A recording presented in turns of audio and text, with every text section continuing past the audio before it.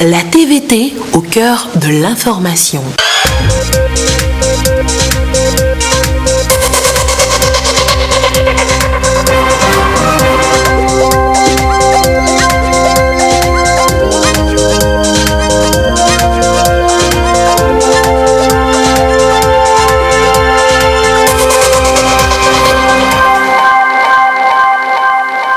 Il est 20h, bonsoir à tous. Dans l'actualité ce soir, la rentrée parlementaire. Les députés entament ainsi la deuxième session ordinaire de l'année en cours. Ils auront essentiellement à travailler sur le budget exercice 2020. Comment mieux gérer son commerce? Le ministère de l'Action sociale enseigne les bonnes méthodes aux femmes des grands marchés du Togo. Nous serons ce soir à Tapamé pour l'étape des plateaux. Attendu, la dépouille de Dibiro arrive cette nuit à Lomé. Annonce faite par la famille du défunt. Elle était en conférence de presse aux côtés des artistes togolais qui rendent toujours et encore hommage à leurs confrères. Voilà, madame, monsieur, le sommaire. Bienvenue. Voici le 20h. Les voilà de retour à l'Assemblée nationale. Les députés ont entamé en effet ce mardi la deuxième session ordinaire de l'année en cours. À l'agenda, la préparation du budget de l'année prochaine. La rentrée s'est effectuée ce matin en présence du Premier ministre. Reportage Edem Sossou.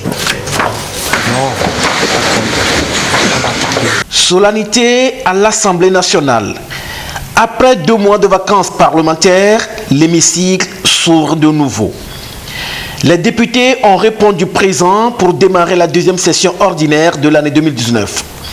Une session qui, à en croire Tchegan Yawa Dibori, présidente de l'Assemblée nationale, s'inscrit dans un esprit nouveau de modernisation de la pratique parlementaire consacré par la révision constitutionnelle du 15 mai 2019.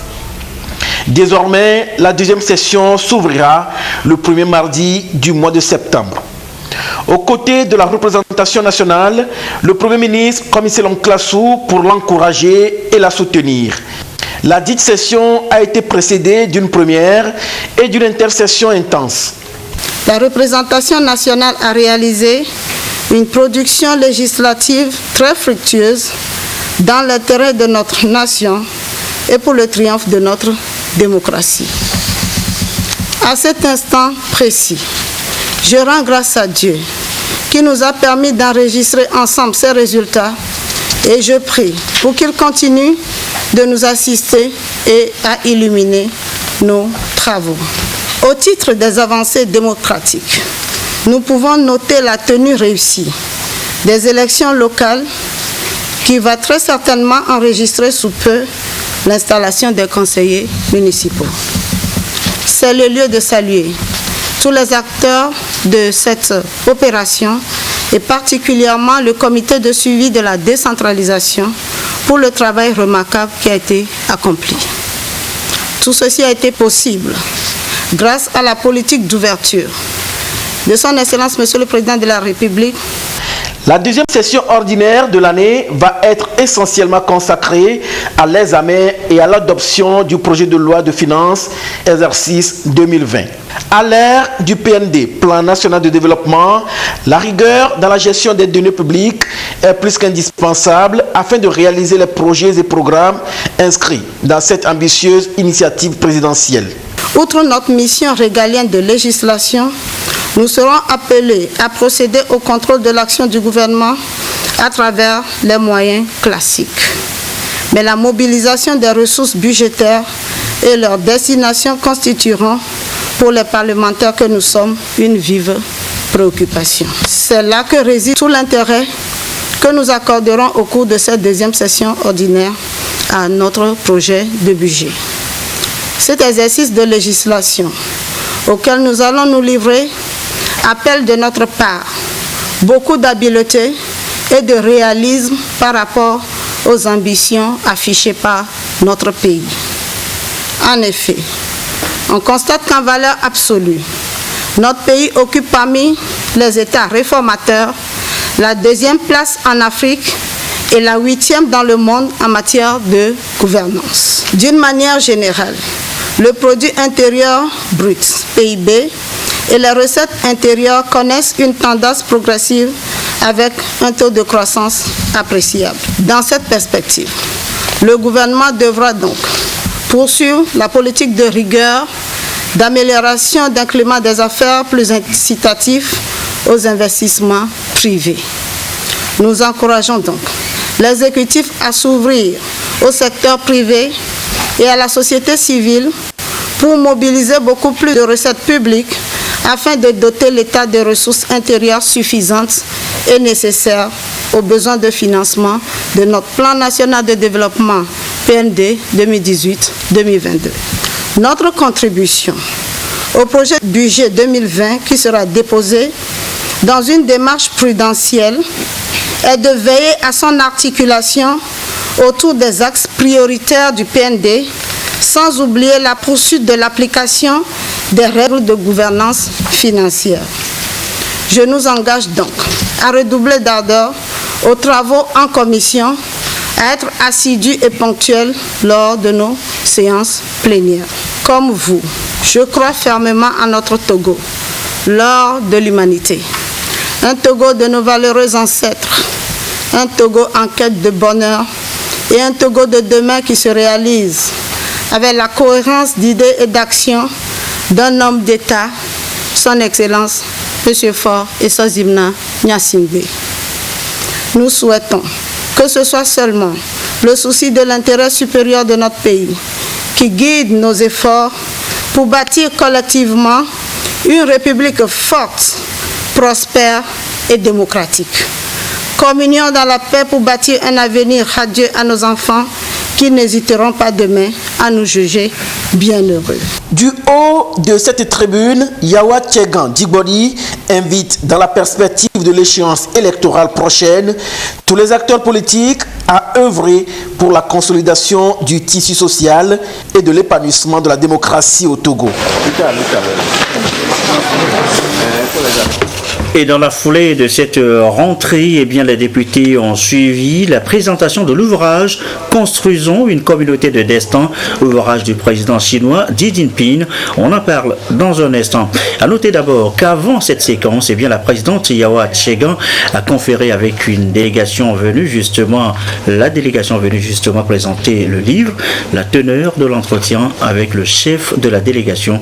Il est au micro de Ekwe et Salah.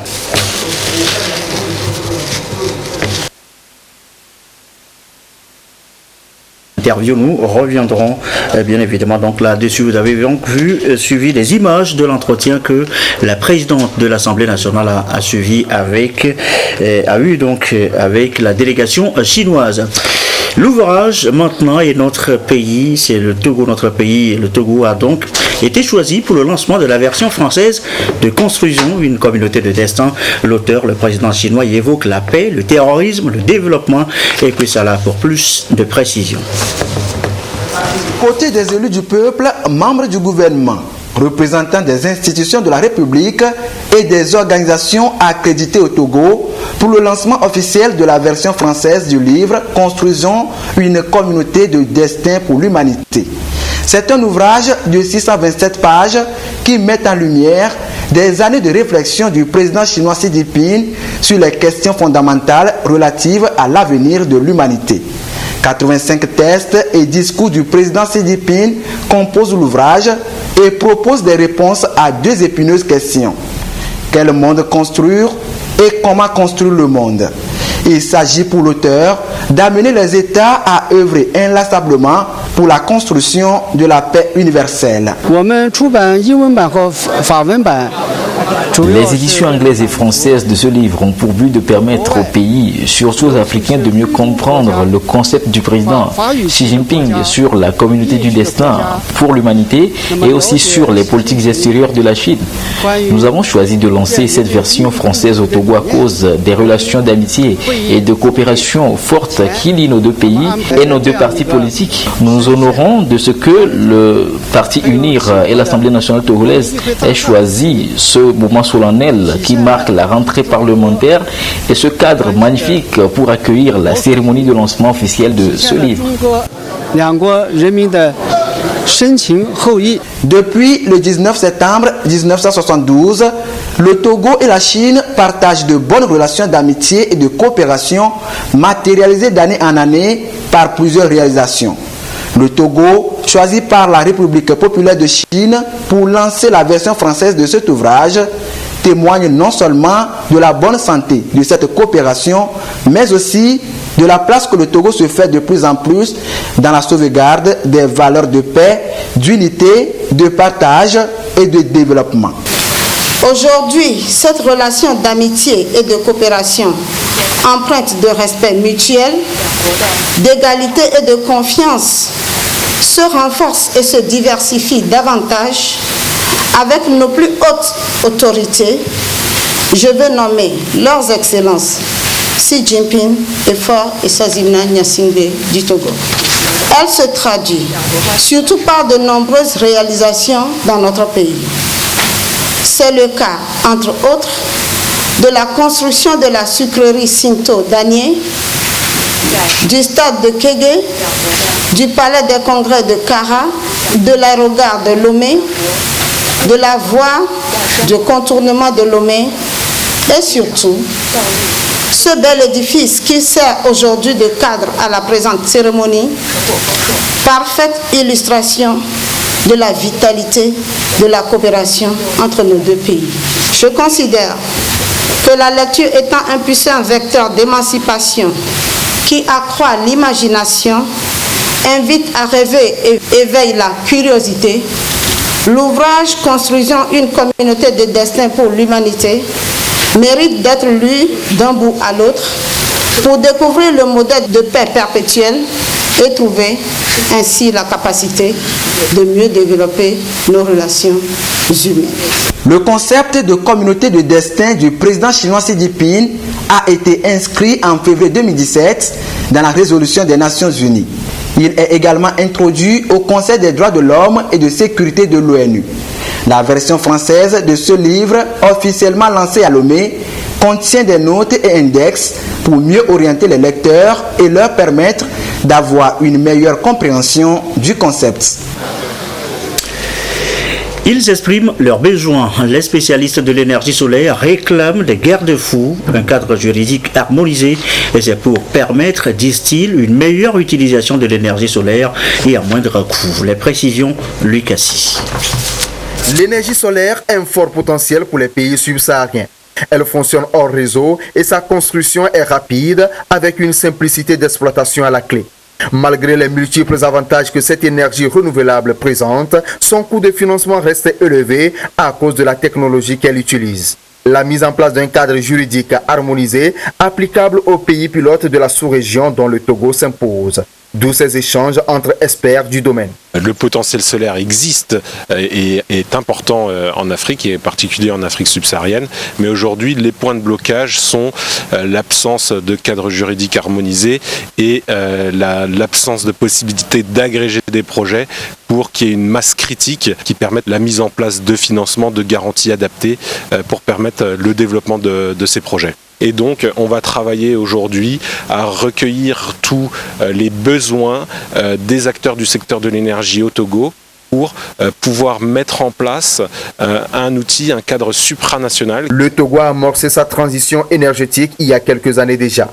Le pays veut arriver à plus de 50% d'utilisation de l'énergie solaire dans les ménages d'ici à 2030. Et l'adoption d'un cadre collectif supranational optionnel serait un avantage dans l'atteinte de cet objectif. Nous avons un taux d'électrification très bas.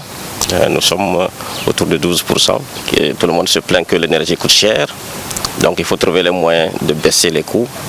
Et aujourd'hui, le soleil est vraiment la source de production la moins chère. Donc il faudrait qu'on en tire profit.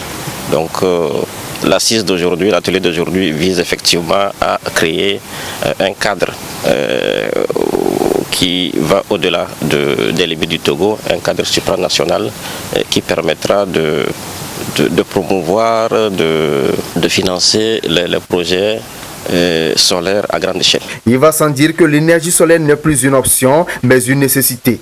D'autant plus qu'elle permet de lutter contre le changement climatique et de créer de l'emploi. Cette initiative de Lomé découle des plans d'action de l'Alliance solaire internationale en Afrique. Et peu à peu, l'utilisation de l'énergie solaire s'installe dans nos habitudes. Le Togo a amorcé en effet, vous le savez, une transition vers les énergies renouvelables. Où en est-on aujourd'hui justement avec le projet en zone rurale? Quelles actions encore à mener dans un avenir proche? On fait le point tout de suite avec Lucassi. L'électrification rurale a enregistré de grandes avancées ces 10 dernières années. Beaucoup d'initiatives ont été prises par le chef de l'État pour apporter de l'énergie dans les milieux les plus reculés.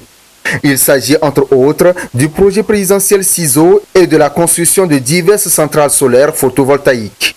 Le projet CISO, par exemple, a boosté le taux d'accès à l'électricité à plus de 45% en décembre 2018.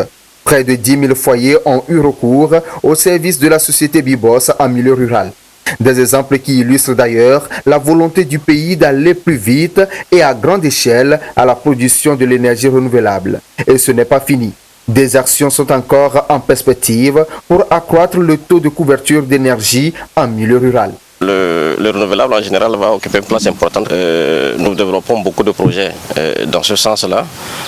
Nous allons lancer sous peu l'implémentation d'un vaste projet d'électricité rurale par mini-grid. Mini-grid, il s'agit de construire de petites centrales solaires pour électrifier les villages, comme on en a fait à Bavou, à Soukokon. Ça a été une réussite, donc il faut dupliquer ça à grande échelle. Et il s'agit là de centaines de villages qu'il faut électrifier par cette technologie. Le projet va être, les appels d'offres seront lancés bientôt. Et aussi, toujours dans l'optique de baisser les coûts de production, nous avons un vaste programme de production d'électricité à base d'énergie solaire. Donc nous sommes en train de construire une centrale solaire de 30 MW à Blita. Les travaux vont commencer sous peu. Et nous envisageons aussi d'autres centrales de cette taille-là, 2 ou 3 avant 2022-2023.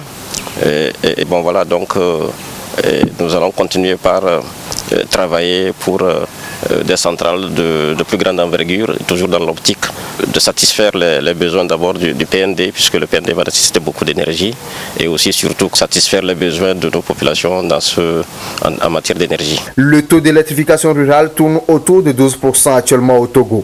Une situation qui devra évoluer avec la mise en œuvre du Plan national de développement PND 2018-2022.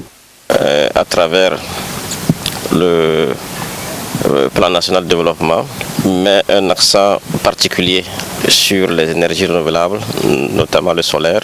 Si vous prenez le PND dans ses axes 2 et 3, l'énergie joue un rôle très important et il est bien spécifié aussi que cette énergie doit être respectueuse de l'environnement.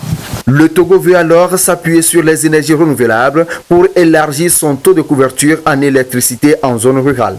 L'ambition est de produire près de 200 MW d'électricité à base de l'énergie renouvelable d'ici à 2023, soit 50% de production totale. Une vision inscrite dans la stratégie d'électrification du Togo. Mieux se former pour mieux coacher à son tour. Ils sont consultants, formateurs réunis à Thiéviers pour une session de formation. Le nouvel outil à maîtriser, c'est GERM. Son nom, entendez, gérer mieux votre entreprise. C'est une nouvelle qualification au bout après la séance. Clarisse Aticlet.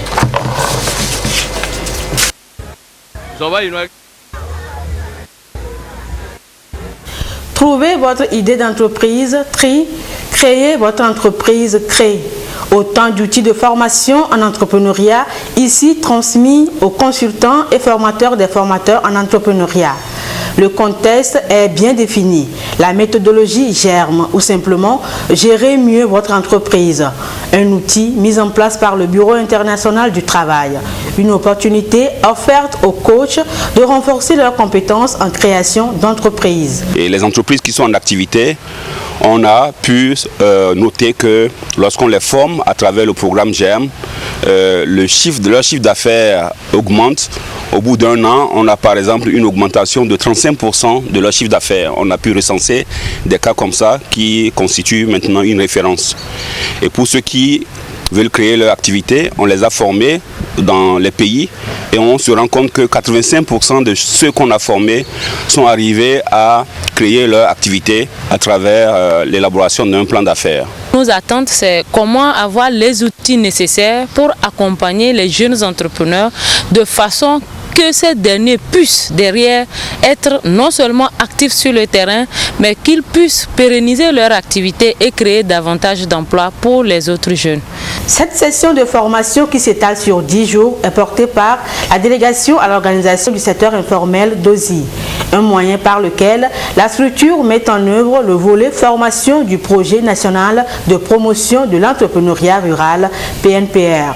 La DOSI est aujourd'hui en train de mettre en œuvre la composante A sur le projet PNPR et il nous revient aujourd'hui de renforcer la capacité de tous ceux qui ont travaillé sur le projet, qui veulent travailler sur le projet, venant des cabinets, venant également de la DOSI et d'autres personnes ressources qui sont capables d'être formées en germe dans le cadre de la formation du BIT.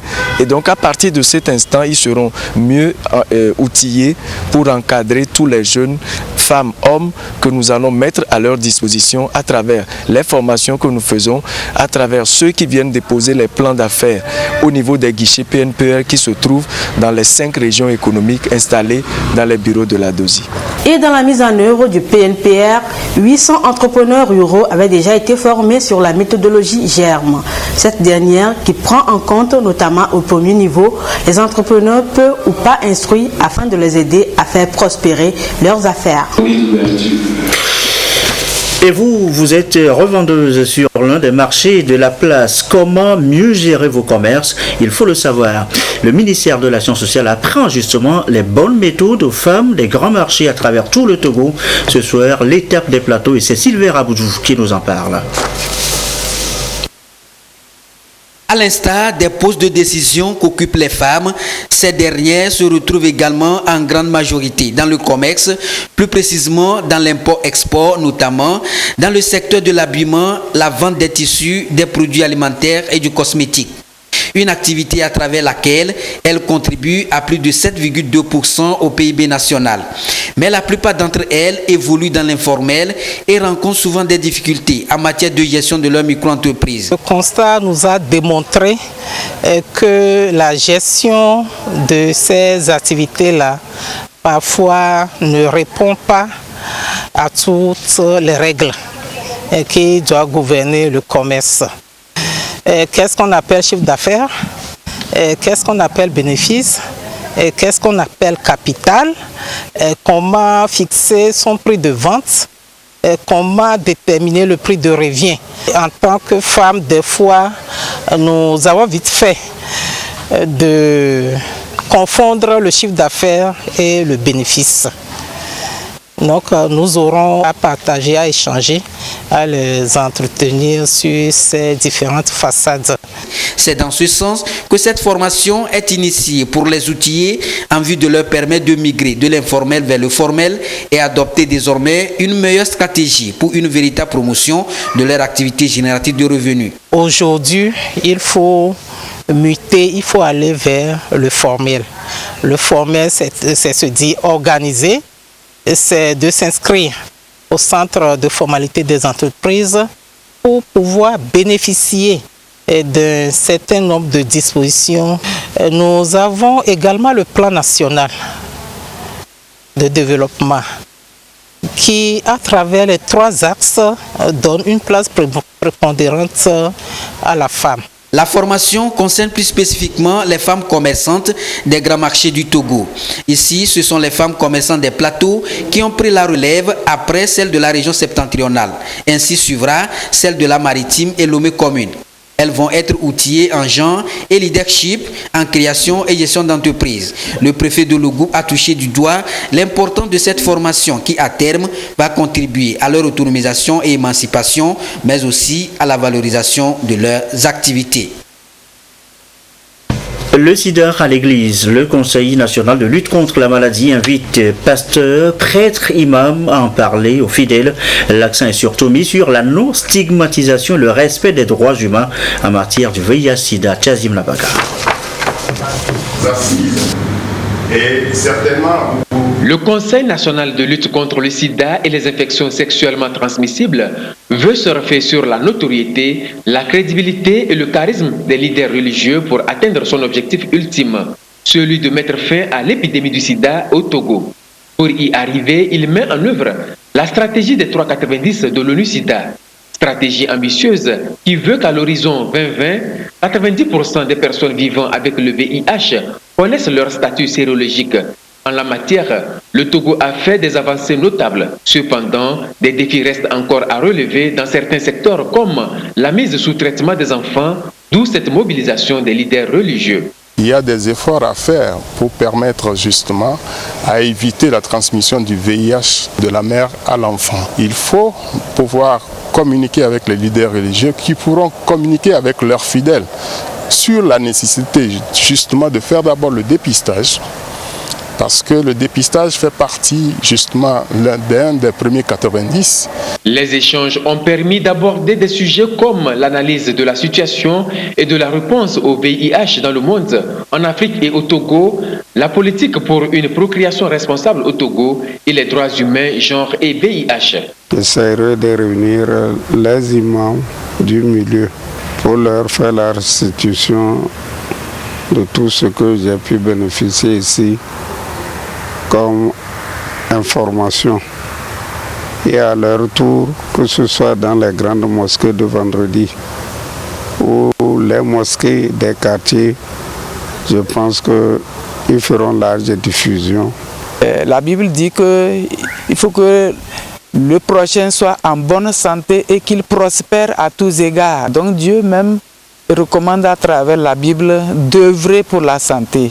Donc le VIH-Sida, justement, c'est que nous voulons stigmatiser en croyant qu'ils sont différents. Ceux qui souffrent aujourd'hui ne l'ont pas acheté ou mérité. Cela peut arriver à tout le monde et nous devons être toujours sympathisants avec ces personnes. Le préfet de Thône a exhorté les hommes de Dieu à expliquer à leurs fidèles que les personnes vivant avec le VIH sont aussi des enfants du Créateur et en tant que tels ont besoin de l'accompagnement de tous pour mieux vivre. À l'étranger, l'Afrique du Sud renoue avec ses vieux démons, des routes bloquées, des magasins incendiés et pillés, des commerçants étrangers tués. Le peuple sud-africain exprime ainsi son ras-le-bol face à la présence des étrangers en activité sur son territoire. Le pays a connu une journée mouvementée hier lundi en raison d'une grève des chauffeurs routiers qui dénoncent justement cette affluence des étrangers dans leur branche professionnelle. Ces émeutes ont débuté dimanche soir après la mort de 3 personnes dans l'incendie d'un bâtiment du centre-ville. Depuis plus d'1 an, la colère ne cesse de monter chez les routiers sud-africains qui veulent mettre fin à la forte présence de chauffeurs étrangers. Et selon un rapport de l'ONG Human Rights Watch, ces émeutes auraient occasionné la mort d'une 12aine de routiers étrangers depuis l'année dernière. En visite en RDC, le secrétaire général des Nations Unies est venu exprimer son soutien au peuple congolais. Cette visite a permis à Antonio Guterres de faire le point sur les efforts déployés dans la lutte contre le virus Ebola qui a déjà fait plus de 2000 morts dans l'est du pays. Il a également évalué les opérations de maintien de paix menées par la MONUSCO et sa brigade d'intervention, occasion pour le secrétaire général de réaffirmer l'engagement de l'ONG à redoubler d'efforts pour assurer une coopération plus efficace entre le gouvernement congolais et la MONUSCO. Au terme de ces 3 jours de visite, Antonio Guterres a été reçu hier lundi en audience par le président Félix Tshisekedi. Dans le reste de l'actualité, le bilan de l'année académique à l'université de Lomé, bilan dressé par les délégués généraux, des étudiants et présidents des associations. Ils étaient face caméra et micro cet après-midi. Les grands travaux sur le campus ont été notamment évoqués. Sonia Mudipo. L'année académique 2018-2019 sur le campus universitaire de Lomé a connu moins de mots d'ordre de grève et de revendications des étudiants. Un apaisement qui résulte des efforts et réalisations consentis par la nouvelle équipe dirigeante de la présidence de l'université de Lomé en vue d'offrir une meilleure condition de travail aux étudiants et au corps enseignant. collège des délégués généraux des étudiants et présidents des associations de l'Université de Lomé l'ont unanimement reconnu et salué à cette rencontre avec les hommes de médias. Du point de vue des avancées, on peut dire que le système LMD à l'Université de Lomé, qui a été introduit depuis 2008, est en constante amélioration. L'université, dans le souci d'obtenir de meilleurs résultats, fait des recommandations à l'endroit des facultés et écoles. Voilà la recommandation sur les QCM.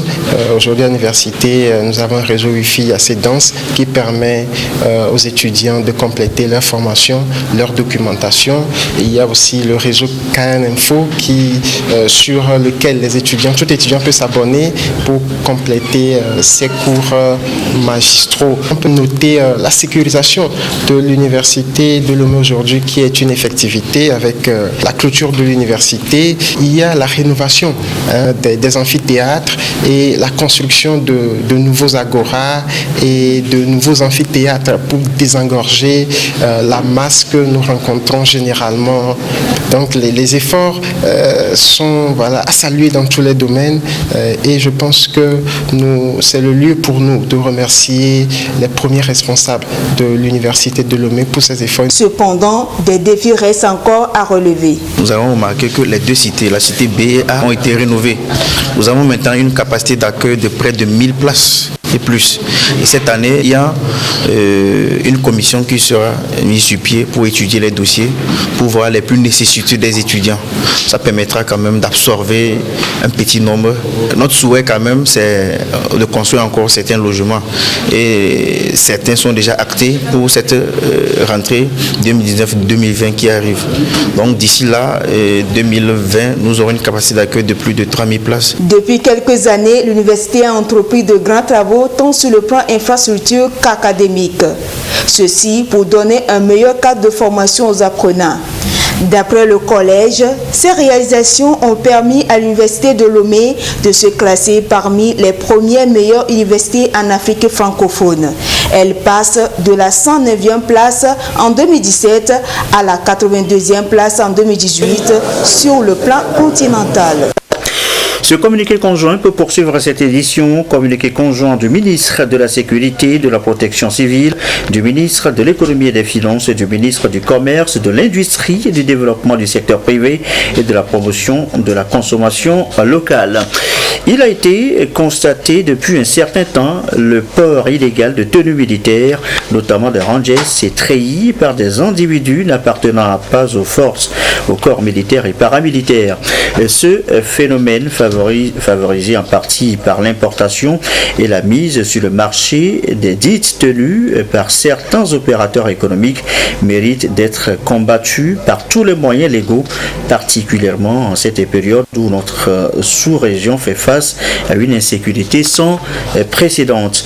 Les ministres tiennent à rappeler à l'ensemble de la population que le port de tenues militaires par des personnes non autorisées ou non militaires est formellement interdit et réprimé par le nouveau code pénal.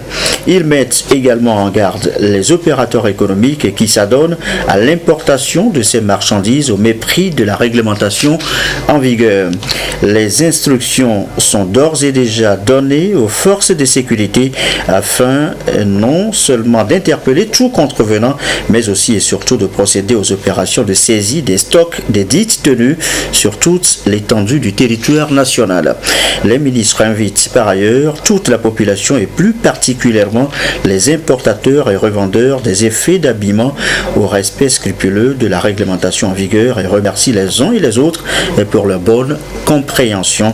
Tout contrevenant s'expose à la rigueur de la loi. Il était attendu, Jimmy Hope rentre à Lomé cette nuit. La famille de l'artiste disparu a annoncé ce soir l'arrivée de la dépouille dans un concert d'hommage du Comité national des artistes togolais. Guillaume Epakou, Gérald Aboudou.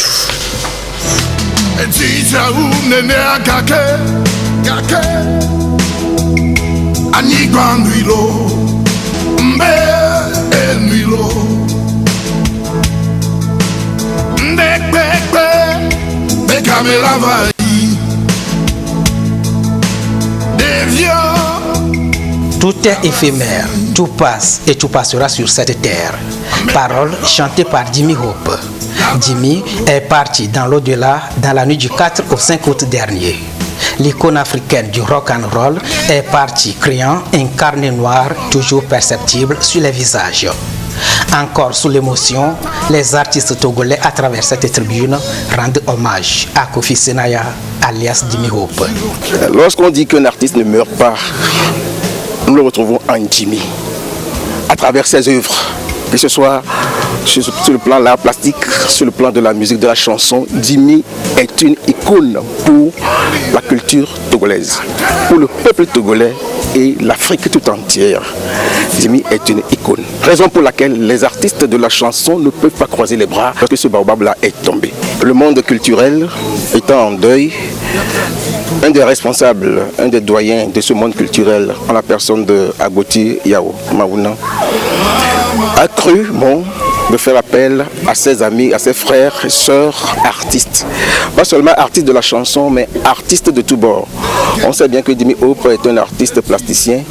Donc, l'appel que Agboti a lancé concerne les artistes plasticiens, les artistes de la musique, les artistes musiciens, les humoristes, etc. Toute forme d'art. Et ils avaient pour objectif de rendre hommage mérité à l'illustre disparu.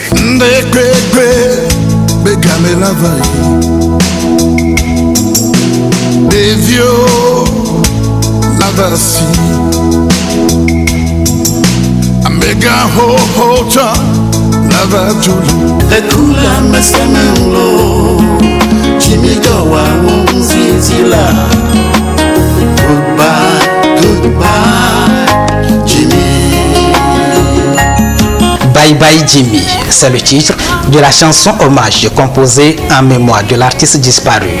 L'artiste a vécu et les témoignages restent poignants. Il m'a fait venir nuitamment. Il était 22h30, j'ai dit Jimmy, il se fait tard. Vous savez ce qu'il m'a répondu? John, si tu ne viens pas aujourd'hui, demain il sera tard. Je risque de faire 40 minutes au moins. Néanmoins, je suis allé et j'ai écouté tout ce qu'il voulait me dire. Il était satisfait de m'avoir dit des choses. Il était très satisfait. Et à la clinique, j'étais là tous les jours pour lui jouer de la guitare, pour le remonter. Et de vous à moi, de la façon dont il était imprégné de la musique, quand je jouais, il pleurait. Je n'ai pas su qu'il était en train de partir. Je n'ai jamais su. J'avais cet espoir que Jimmy va se mettre debout. Parce qu'on s'appelle Ekmoan. Tous ceux qui sont ici savent qu'il s'appelle Ekmoan. C'est le tigre.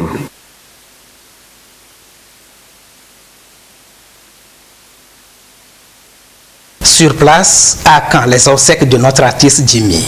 S'interroge la presse. Et à la famille de répondre. Pour le moment, on n'a pas concocté un programme officiel.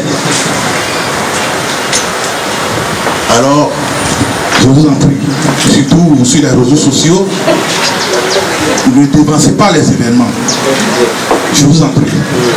Donc, on aura à vous communiquer après le programme fiable. En attendant ce programme fiable, une place dite de recueillement en mémoire de Jimmy Hope s'est improvisée ici, à quelques centaines de mètres de Colombe de la Paix. Dépôt de fleurs et de bougies pour illuminer la star dans son séjour éternel. La dépouille mortelle de Jimmy Hope quitte Paris ce mardi pour Lomé. Elle est attendue à l'aéroport international Gnassingbé et Yadema autour de 23h.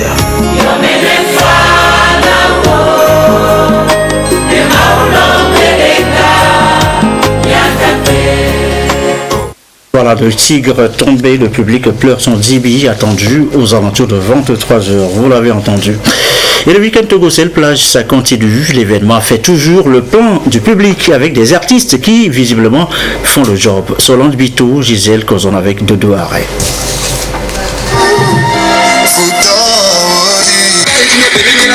Chant, danse, jeux de divertissement, c'est le menu du 3e rendez-vous de Togocel Plage. Des artistes professionnels et amateurs de la scène étaient au rendez-vous. Un talent est décelé lors de cet événement bien ambiant.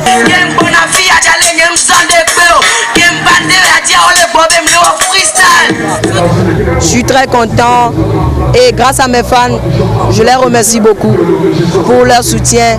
Mais je remercie Dieu. C'est pas moi-même qui ai fait tout ça, c'est Dieu. J'envisage de devenir un grand artiste. Bien qu'il soit novice dans le domaine de la musique, il a su accrocher le public et même gagner un producteur. Le but de ma venue d'ailleurs sur Lomé, c'est de rassembler, de trouver les nouveaux talents et de propulser, de redynamiser la musique togolaise. Ça fait quand même 8 ans que je ne suis pas revenu au Togo, mais là je suis en jaillet. Picalouz, l'un des artistes du moment, a une fois encore fait parler de lui au cours de cette soirée.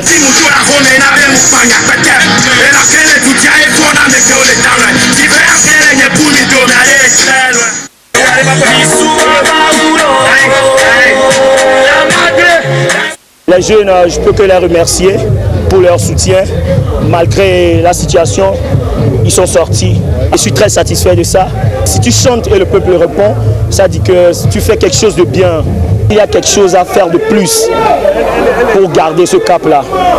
La troisième rencontre apporte une touche particulière à la 7e édition.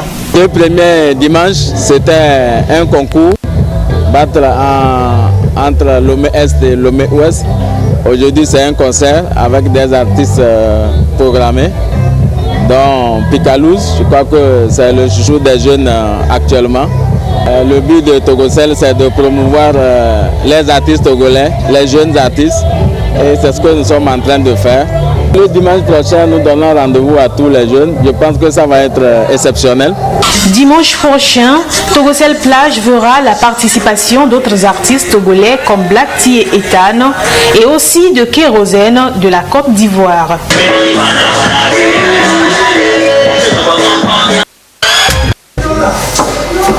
Voilà, et c'est sur cette note beaucoup plus gaie que se referme ce journal. Merci à vous qui nous suivez ce soir dans les savanes et comme d'habitude, toujours fidèlement, belle soirée.